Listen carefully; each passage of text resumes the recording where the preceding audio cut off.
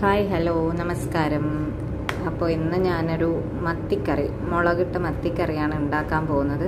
ഒരു തട്ടിക്കൂട്ട് മത്തിക്കറിയാണ് കേട്ടോ. വലിയ സംഭവങ്ങളൊന്നുമില്ല, വലിയ ഇൻഗ്രീഡിയൻസ് ഒന്നുമില്ല.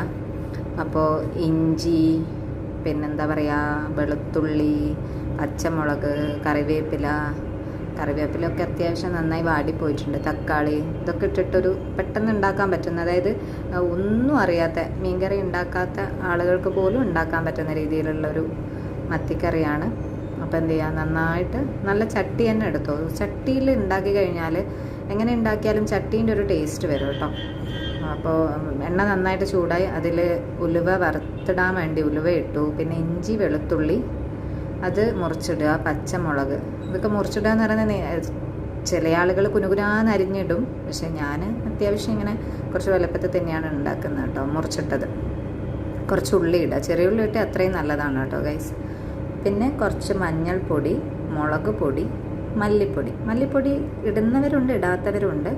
പക്ഷേ ഞാൻ എപ്പോഴും ഇടാറുണ്ട് കേട്ടോ. പിന്നെ കുറച്ച് പുളി പിഴിഞ്ഞൊഴിക്കുക.